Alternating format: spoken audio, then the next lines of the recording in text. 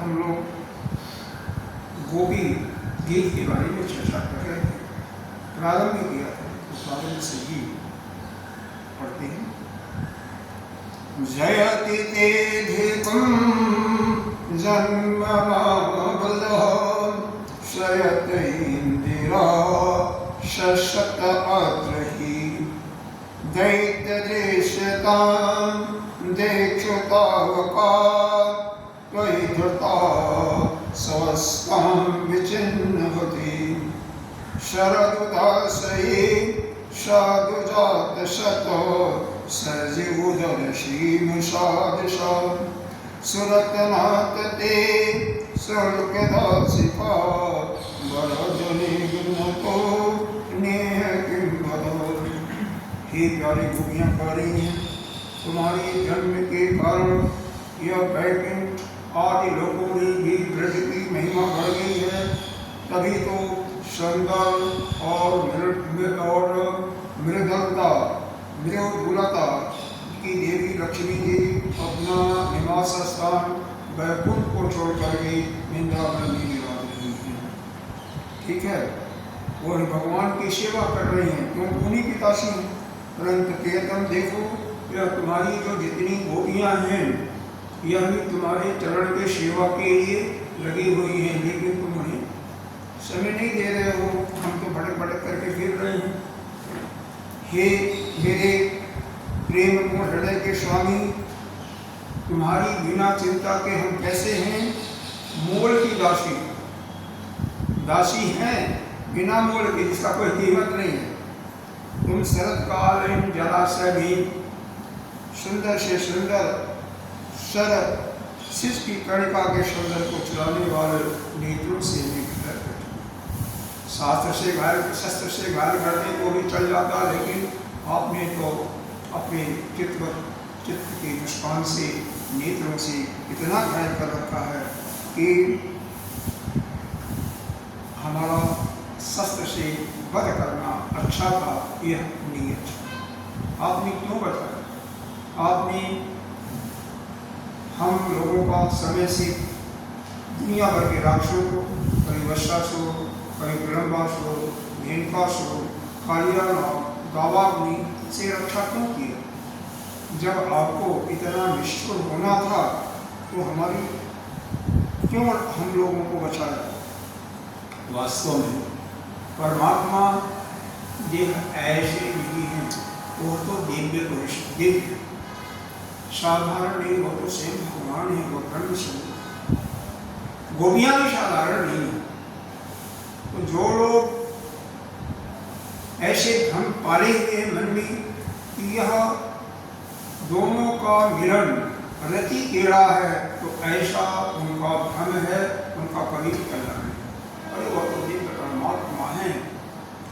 यह गोपियां जो हैं उनकी तपस्या कई जन्मों में करके मोक्ष को नहीं प्राप्त की, लेकिन इस जन्म में आकर के फिर उनका पूरा प्रेम को पाना चाहती हैं, जैसे उनका उदाहरण यह गोपियां हैं। विषजलाप्ययात् व्यालराक्षसा वर्षमारुतात् वैकुतानलात् विषम्यात्मजात् वेषतो व्याप्तोभयात् दिशभृति वयं रक्षितानुः न खलु गोपिकान् नन्दनो भवान् अखिल देहिनाम् अंतरात्मनिकुं विघ्न सार्थितो वेशभोक्तये सखौदीवान् सततां कुले। हे पुरुष शिरोमणि, जमुना जी के विषैले जल से होने वाले मृत्यु आदि तूफान, विश्वासुर, भीमासुर आदि से समय समय पर हम लोगों की रक्षा की। आप केवल यशोदा नंद के लाला नहीं हो, बल्कि हम सभी के रखवाले हो। ये अंतर्यामी ब्रह्मा जी की प्रार्थना से विश्व के कल्याण के लिए आप जिस मनुष्य में अवतार लिए हो, हम सब जानती हैं। विरचिता भयं वृषधोर्यते चरणव्यूसां संसते भया करशरोरुहं कान्तकाननं शिरसि देहिन श्रीकरं व्रजजनर्तिहं वीररोषितां निजजनस्मयध्वंसनस्मिता भज सखे भवात्कं करीयस्मनो जलरुहाननं चारुदर्शय। आप अपने प्रियों की अभिलाषा को पूर्ण करने वाले हे जगवंश शिरोमणि, जो लोग जन्म मृत्यु के चक्कर में फंस जाते हैं और आपकी शरण करते हैं, उनके जन्म मृत्यु का बंधन समाप्त हो जाता है। क्योंकि जैसे आपकी छत्र छाया पड़ती है तो आप उनको अभय करते हैं। तो हम भी तो आपके चरण की दासी हूँ, हमें भी वही दीजिए ना जिससे आपने लक्ष्मी जी का हाथ पकड़ा है, मेरे को भी हाथ पकड़ लेना, मेरे हृदय पर रखिए अपना पैर। क्यों? हमारे हृदय में जो गर्मी है वो शांत नहीं। ब्रजवासियों के दुख दूर करने वाले वीर शिरोमणि श्याम सुंदर, तुम्हारी मंद मंद मुस्कान की यह जो ज्वाला है, उज्जवल रेखा ही तुम्हारे प्रेम जनों के सारे मन को चूर चूर करके कर जाते हैं। ये प्यारे सखा, आप मत उठो, आप प्रेम करो। हम पगलाओं को परम सुंदर श्यामला श्यामला अपनी कोमल चित्त का अधर्म का अपमान और क्या करें? प्रलग्नदेहिनां पापकाशनं क्रीडचरानुगं श्रीनिकेतनं फलार्पितं ते पदाम्बुजं क्रीडोकुचेष्णा केन्द्रेक्षयं मधुरया गिरा बालकुवाक्यया बुधमनोज्ञया पुष्करे क्षणः विधिकरीरिमा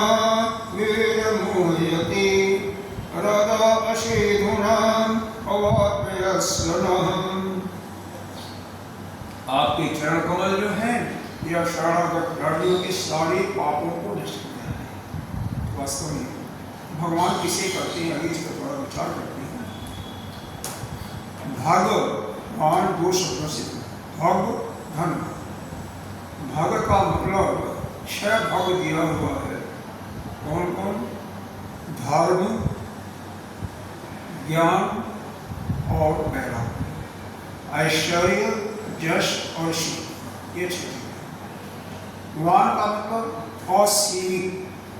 तो जिसके अंदर धर्म, ज्ञान या विवेक और वैराग्य तथा साथ ही लौकिक दृष्टि से ऐश्वर्य, यश और श्री लक्ष्मी पर्याप्त असीमित रूप में है, उसी को भगवान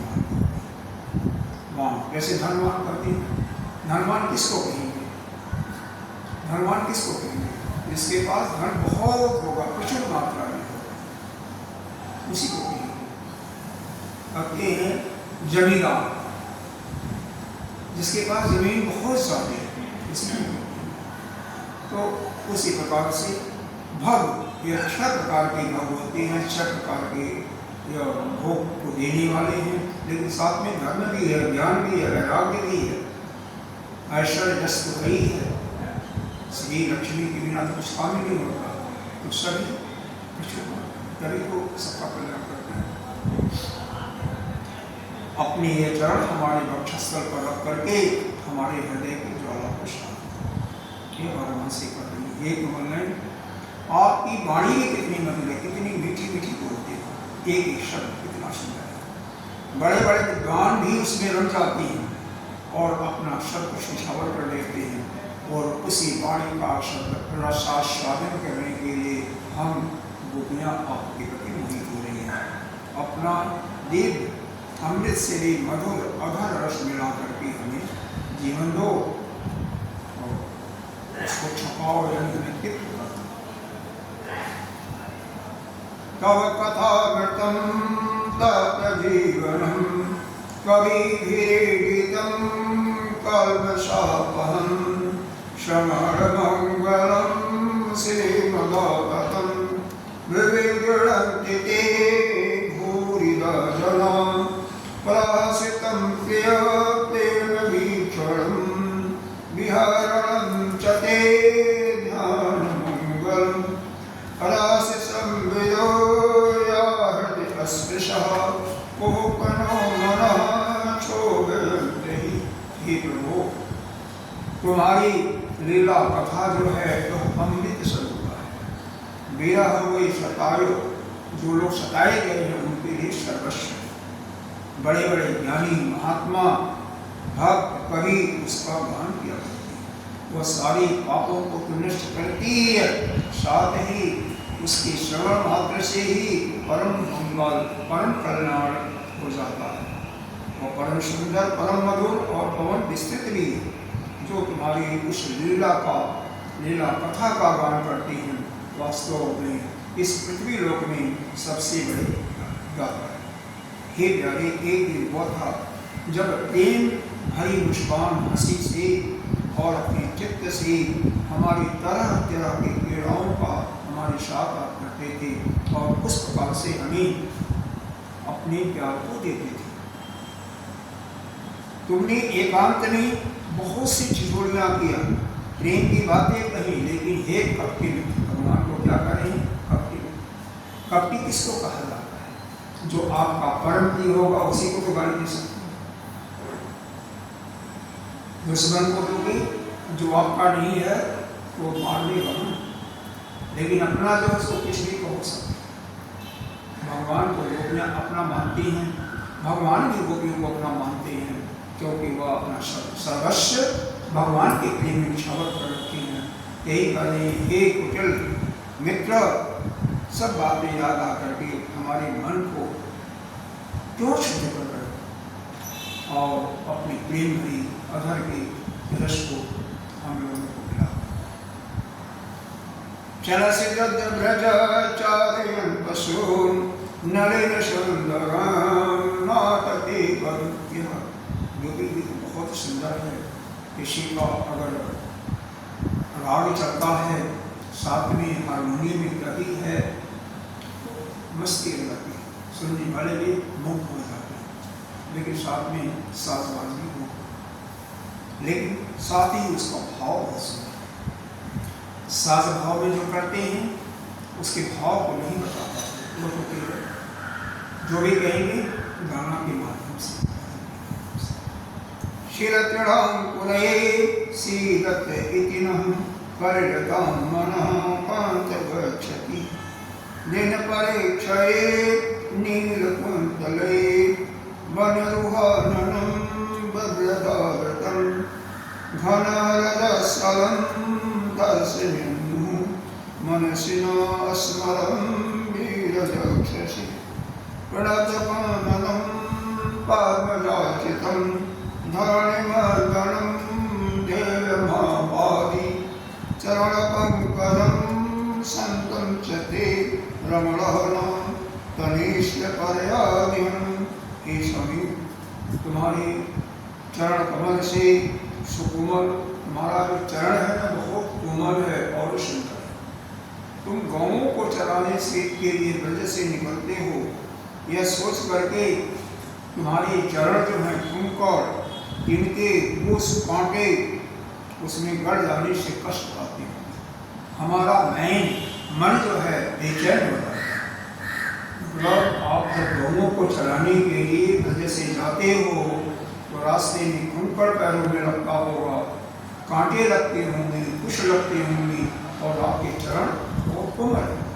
इसको देख करके, इसका अनुमान करके हम लोग बहुत ही दुखी हो जाते हैं।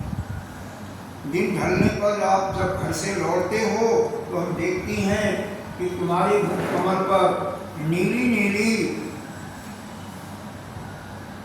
गौओं के खुर से तुम्हारी अलके लटक रही है, बनी है बात क्या लटका, और क्या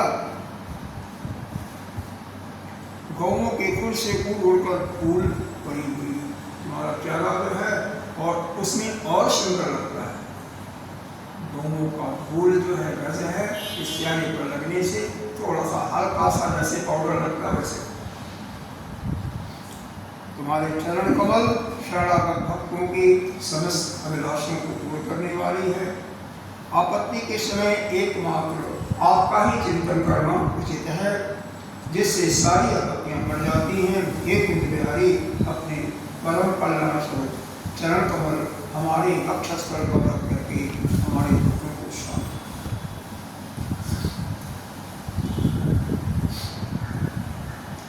सुरतवर्धनं शोकनाशनं शरितवेणुना सुष्ठचुम्बितं इतरागवे स्म इतरागवी अस्मरणं वितरवीर्न ते अदरावृतम् अटति जद्भवा नहि पाननं त्रुटिजुगारते त्वाम् अश्यतं कुटिलकुन्तलं श्रीमुखं जति जडोदीक्षतां पाक्षदिशां पतिसुधान्य भातृबान्धव नीतिविलङ्घ्य ते अच्युतागता गति विदिततो उद्गीतमोहिता पितवदोषितः कस्तजेनिषि। हे शिरोमणि, तुम्हारा अधरामृत मिलने के सुख को, हमारी आकांक्षाओं को, हमारी इच्छाओं को बढ़ाने वाला है। यह विरह जब सभी शोक संताप को नष्ट कर देता है। यह गाने वाली जो बांसुरी है ना, यह भली भांति तुम्हें चूमती रहती है। जिन्होंने एक बार उसको पी लिया उन लोगों को दूसरे की आसक्ति का असर नहीं होता। किसी को भी अगर भगवान, किसी का चित्त भगवान में रखा तो उसको संसार का कोई सुंदरता उससे आगे फीकी लगती है। लेकिन एक बार आपका चित्त उस भगवान में रख जाए। कल सुनाया था कि एक शेठ का कथा सुना था ना, पर सुना था वो कौन थे, एक शब्द थे,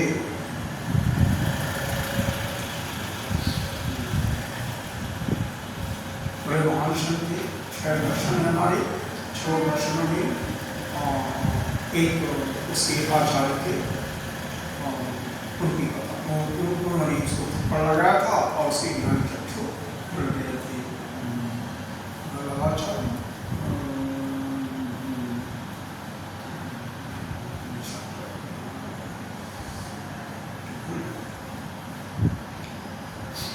हे प्यारे, दिन के समय जब तुम वन में विहार करने के लिए चले जाते हो तो तुम्हें देख के हमारे लिए देखने के लिए तुम्हारा एक एक क्षण युग के समान होता है। सायंकालीन जब आप लौटते हो तो पुराने पलकों से जो तुम्हारा परम सुंदर मुखार में हम देखती हैं, उस समय पलकों का गिराना हमारे लिए मुश्किल है। हम लोग रामानुजाचार्य थे, उससे को लगाए थे, उसकी ज्ञान चक्षु बहुत बड़े आचार्य हैं। इन नेत्रों की पलकी को अभी नहीं, बहुत पहले हुए थे, बहुत सालों के कई 100 वर्ष, 50 वर्ष। हे प्यारे श्याम सुंदर, हम अपने पति पुत्र भाई बंधु कुल परिवार को त्याग करके उनकी आशा और इच्छाओं का उल्लंघन करके आपके पास आई हैं। तुम एक एक हमारी इच्छाओं को जानते हो, संकेत भी हम समझती हैं। तुम्हारे मधुर गान की गति समझ करके, वो जो गति होती है, जैसे सुर होता है ना, सुर कभी तेज होता है कभी मंद होता है, तो उसकी जो विलक्षण है, गति है, उसको ध्यान में रख करके हम मोहित हो जाती हैं और यहाँ पर आई है। जैसे हारमोनियम है ना, जैसे बांसुरी बजता है, कई बार उस बात पे भगवान तो ऐसी बांसुरी बजती थी कि पूरी सृष्टि के देवता आज सभी मोहित हो जाते, वृक्ष पशु पक्षी सब मोहित हो जाते। हे भक्ति, इस प्रकार रात्रि के समय आई हुई युवतियों को तुम्हारे सिवा कौन छोड़ सकता, क्योंकि तुम कपटी हो। हम रात्रि के समय आए हैं, फिर तुम हम लोगों को छोड़ रहे। रहस्य संविधम हेक्षयोदयं प्रहसिताननं प्रेम वीक्षणं बृहदुरासियो वीक्षधामते मोह अतिस्पृहा मुह्यते मनः ब्रजवनोकशाङ्गतिरङ्गति ब्रजनहन्त्रलयं वेशमङ्गलं त्यजमनाकच नस्पृहात्मनां स्वजन हे दुजां जन्यशूदन। हे प्यारे, एकांत में तुम्हारे मिलन की इच्छा हमारी प्रेम भाव को जगाने वाले पहले आप बात करते थे, ठिठोली करके हमको छेड़ देते, उस प्रेम भरी चितवन से हमारी ओर देख करके मुस्कुरा देते थे। हम देखते थे तुम्हारा यह विशाल वक्षस्थल जिसमें लक्ष्मी जी नित्य निरंतर पीड़ा कर रही हैं, निवास करती हैं, तब से अब तक निरंतर हमारी इच्छा बढ़ती जा रही, इसके लिए आपसे मिलने की। ये प्यारे, तुम्हारा यह जो अभिव्यक्ति है, यह ब्रजवासियों के संपूर्ण दुख का यहाँ पर ताप करते हैं। 3 प्रकार का होता है, भौतिक ताप, जैविक ताप और आधिदैविक ताप।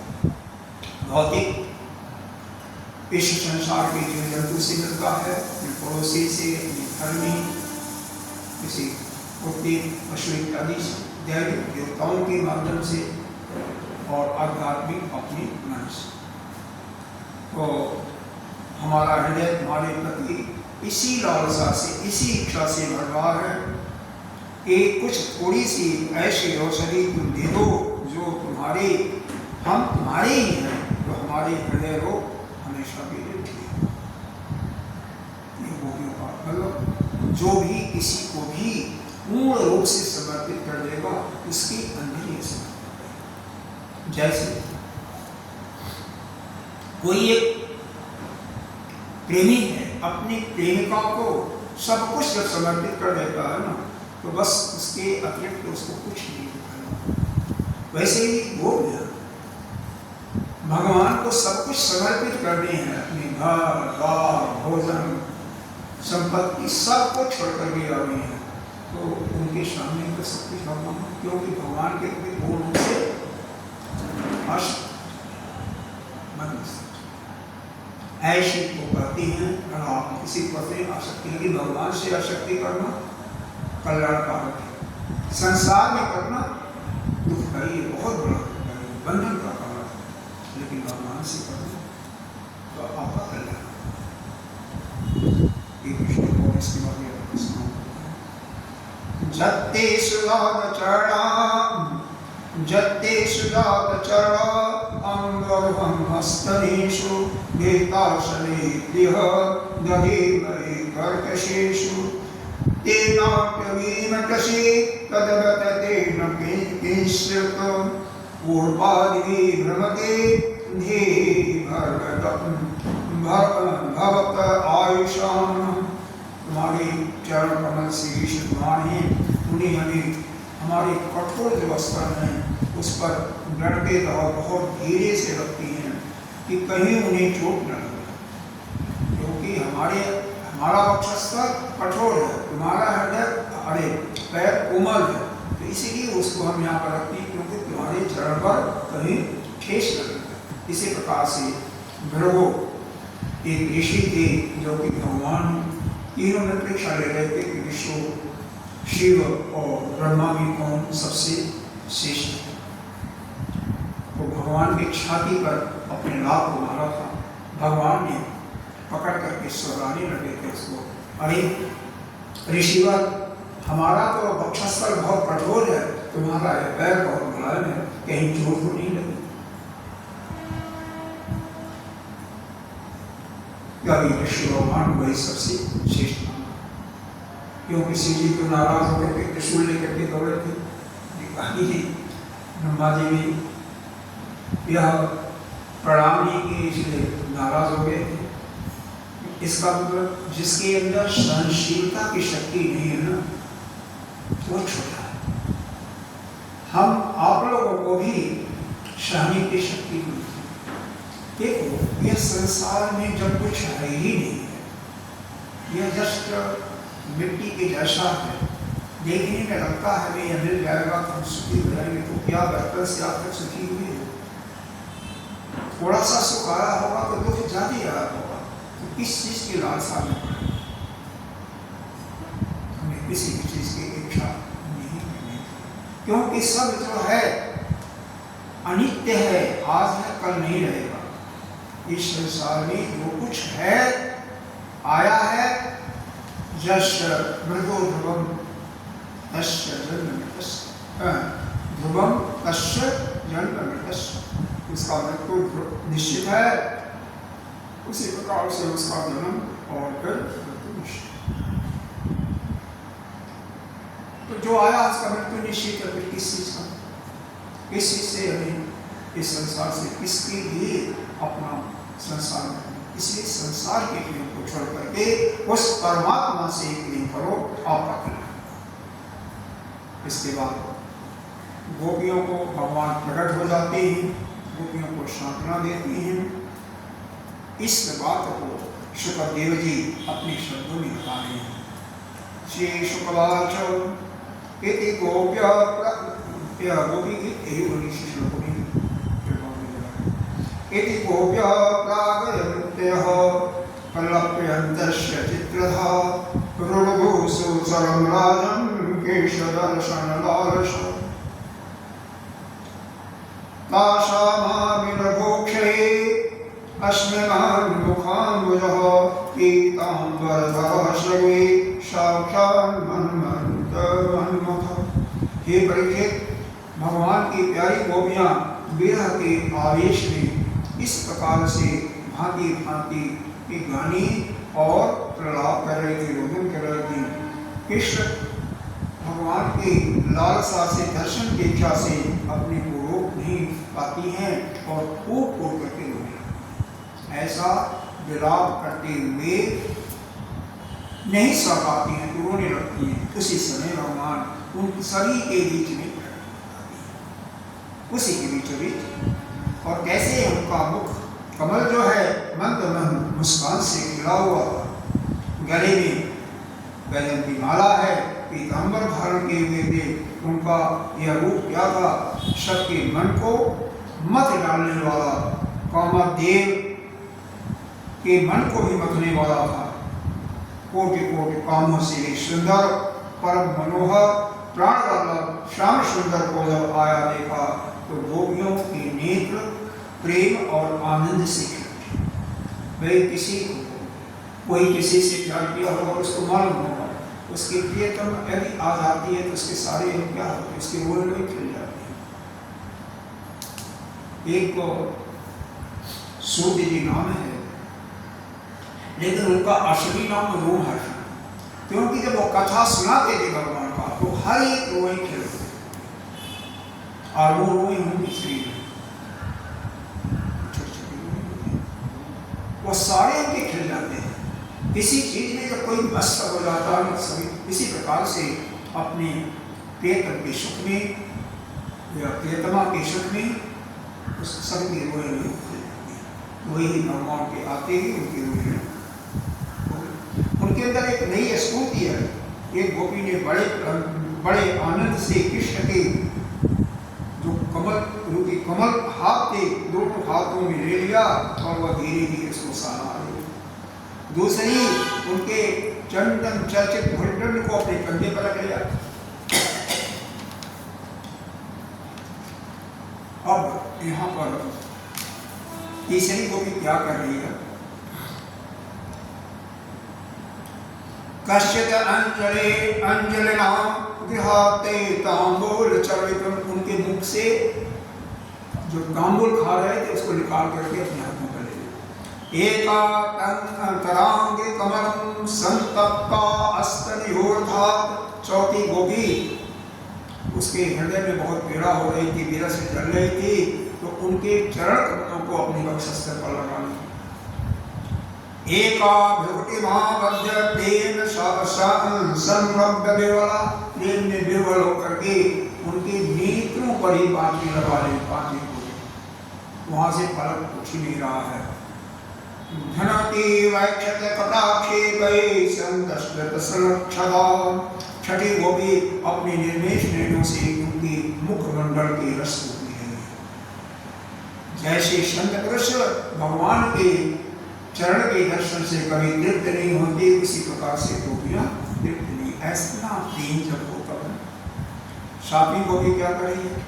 अपराणि ईश दृभ्याम जुषा तन्मुखाम्बुदं आपेतमपि न तृप्त संतस्त चरणं तथा, उनके नेत्रों के मार्ग से भगवान को अपने हृदय में ले गई और अपनी आंखें बंद कर दी। कैसे? भगवान की मूर्ति है, एक बार देख लिया, आंखें बंद कर दिया तो मूर्ति आपके अंदर आ गई। इस प्रकार से अब मनी मन और भगवान को आलिंगन कर रही है, उनको चूम रही है, उनका शरीर पुलकित हो गया, रोम रोम उसका खिल गया। वह सिद्ध जोगियों के समान परम आनंद तम पांचनेत्रन्धेन हृदकृत्य निमील्य च पुलकांगो उभहास्ते योगी वानज संकुलतम। हे परीक्षित, जैसे मोक्षजन परम ज्ञानी संत पुरुष को प्राप्त करके संसार की पीड़ा से मुक्त हो जाते हैं, वैसे सभी गोपियों को भगवान के दर्शन जब मिल गया तो उनको परम आनंद और परम उल्लास प्राप्त हुआ। उनकी विरह के कारण जो दुख हुआ था वह सब शांत हो गया। सर्वास्ता केशवालोक परमोत सवनिवृता, जो विरहं तापं प्राज्ञं प्राप्य तथा जनम्। कह रहे हैं कि उनके विरह के कारण जो उनको दुख हुआ था, उस विरह के कारण जो दुख हुआ था उससे वह मुक्त हो गई और शांति के समुद्र में डूबनी प्राणी बिल्कुल शांत हो जाती है। काविभूत शोकाभि भगवान अच्युतोऽवृतः व्यचरोचताधिकं तात पुरुष शक्तिवीर्यथा। हे परीक्षित, यह तो भगवान कृष्ण अच्युत हैं, एक रस है। उनका सौंदर्य देखो, वह अगर रस है तो रसेश्वरी कौन है? राधिका जी। तो राधिका जैसे यहाँ पर तो वर्णन नहीं, यहाँ पर तो राधिका जी का नाम ही नहीं, यहाँ पर तो नाम ही नहीं, लेकिन दूसरी जगह है कि उनसे आज्ञा लेकर के महारास लीला का भगवान ने प्लान बनाया वैसे, क्योंकि वही तो रस की खजाना तो वही है, रस्य ऐश्वर्य, बिना उनके कुछ होना नहीं था। वैसे ही जैसे परमेश्वर नित्य ज्ञान बल आदि शक्तियों से सेवित होने पर शोभावान होता है, वैसे ही भगवान कृष्ण तासमादाय कालिंदा निर्वस्य कुलिनं विभो विकसत कुंद मंदार शलभनील शतपथम। इसके बाद भगवान कृष्ण उन ब्रज सुंदरियों को साथ लेकर के जमुना जी के कुल में प्रवेश करते हैं। कुल में उस समय खिले हुए कुंद और मंदार के पुष्पों की शरवी लेकर के बड़े ही शीतल और सुगंधित मंद मंद वायु चल रहे थे और उसके मत से मत वाले मोरी इधर बढ़ रहे थे। समय क्या था? शरद पूर्णिमा की रात्रि थी। शरचंदा सुसंदो हस्ततोषतमः शिवं केशया हस्ततल चित्तकोमलवालुकं। चंद्रमा भी पूर्ण छटा से प्रकाशमान था, उसकी निराली छटा दिख रही थी। रात्रि के अंधकार का कहीं पता नहीं चल रहा था, बिल्कुल दिन मालूम हुआ। सर्वत्र आनंद और मंगल का साम्राज्य। जमुना जी ने स्वयं अपने लहरों के हाथों भगवान की लीला के लिए सुकोमल बालू का एक रंगमंच तैयार कर दिया। और क्या? तद्दर्शनात् विधूत हृदयो मनोरथान्तं सतयो यथारज श्रैरुत्तरीये कुङ्कुमाङ्किते रचिकिल्लकर्णासन आत्मनन्दवे। हे परीक्षित, भगवान कृष्ण के दर्शन से गोपियों के हृदय में इतना आनंद और रस का उल्लास हुआ कि उनके हृदय की सारी आदि व्याधि नष्ट हो। जैसे कर्म कांड की श्रुतियां उनका वर्णन करते करते अंत में ज्ञान कांड का प्रतिपादन करने लगती हैं, फिर समस्त मनोरथों से ऊपर हो जाती हैं, कृतकृत हो जाती हैं, वैसे गोपियां भी पूर्ण काम हो गई। उनके वक्षस्थल पर लगी हुई ओली केशर से जो चिन्हित ओढ़नी को परम प्यारे श्री कृष्ण के बैठने के लिए दिशा दिया। तत्रोपविष्टो भगवान स ईश्वरो जोगेश्वरार्थ हृदय कल्पे आसन सकाश गोपी परिषद गतो वर्षितः अस्त्रलोकक्षणे उदम वपूर्णतः। बड़े बड़े योगेश्वर अपनी योग साधना से जो पवित्र के हृदय में जिनके लिए आसन की कल्पना करते रहती हैं, किंतु फिर भी हृदय सिंहासन पर उनको नहीं बिठा। वही सर्वशक्तिमान भगवान जमुना जी के रेतियों में गोपियों की ओढ़नी पर बैठे। गोपियां ओढ़ी थी, उसी को आसन लगा दिया था। सहस्त्र गोपियों के बीच में उन्हीं से पूजित होकर के भगवान बड़े ही सुंदर मालूम पड़ रहे थे, शोभायमान हो रहे थे।